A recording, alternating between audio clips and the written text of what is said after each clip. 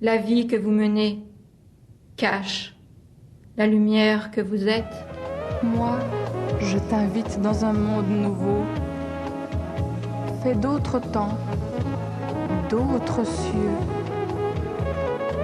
d'autres formes à dessiner, d'autres pensées à découvrir. Le fait de se sentir valorisé, important, reconnu, tant qu'à moi, est une des choses fondamentales pour l'existence d'un être humain. Et dans l'ordre du temple solaire, on nous donnait tellement cette sensation-là que c'était presque impossible même de penser à être capable de s'en passer. Je t'offre un monde neuf. Écarte les fantômes. Ils ne sont qu'en papier. C'est une drogue de l'esprit et ça va beaucoup plus loin que ça. C'est une drogue émotive. Et vu que nous sommes des individus qui réagissent beaucoup avec nos émotions, ça vient nous chercher dans nos tripes. Prends ma vision. Prends ma main. Pose tes pas dans les miens. Cet appel à l'intérieur, il est tellement fort, c'est tellement fort que de toute façon, il n'y a plus rien d'important. Même la femme qui vous dit que mais Yvan, ça va pas, ou bien les enfants qui pleurent parce qu'on n'a plus le même comportement qu'avant, c'est pas important. Je t'emmène. Viens.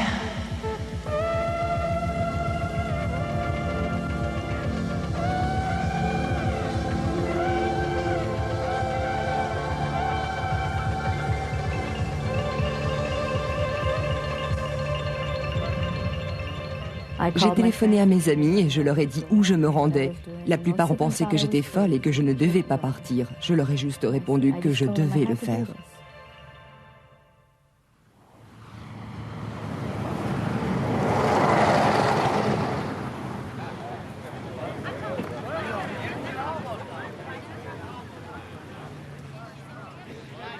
Et le miroir aux alouettes fonctionne.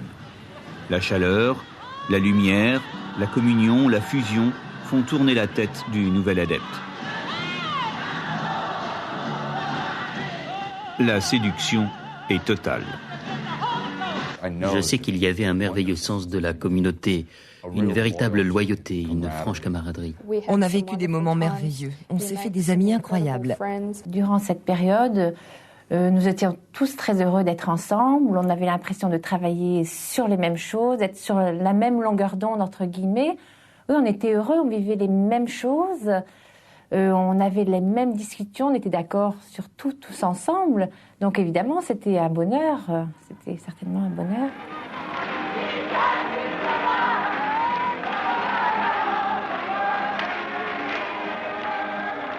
Le paradoxe qui surprend en général les gens, c'est lorsqu'on dit « mais dans une secte, je suis heureux ».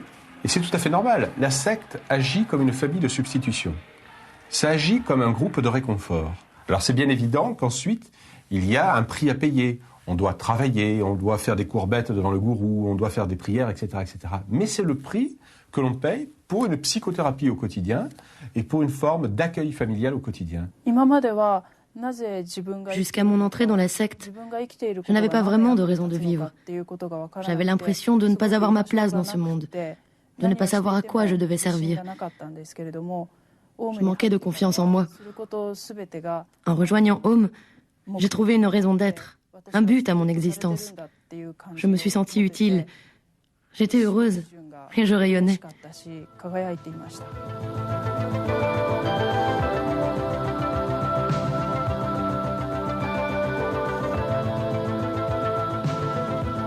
Le bonheur et en prime un sens à l'existence. Car rapidement, l'adepte découvre qu'il a un devoir exaltant à accomplir. Il doit lutter contre les forces du mal. Il doit parfois même sauver l'humanité. Sauver l'humanité était un idéal très excitant, très stimulant. Partout dans les médias, à la télé, dans les magazines, on parlait de sauver l'humanité. Pour moi, ce n'était pas une idée nouvelle. Mais la fiction et la réalité se sont mélangées. Et j'ai fini par me prendre moi-même pour le héros d'une série télé.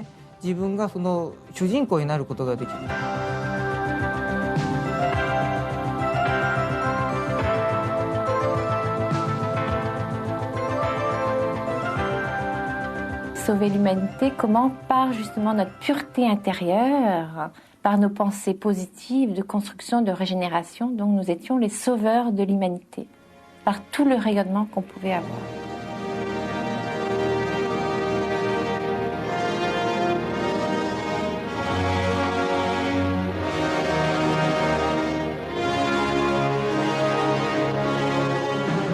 Le cours des choses en ce terrestre monde risque de nous emporter dans une vague de non-retour. C'est là où les hommes ne sont pas égaux devant la création.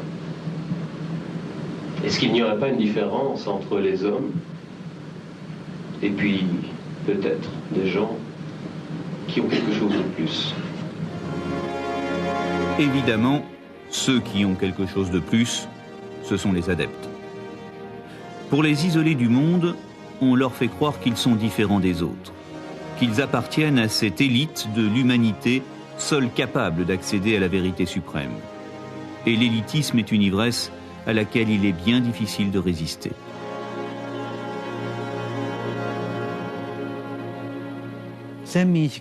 J'avais l'impression d'appartenir à un groupe d'élus.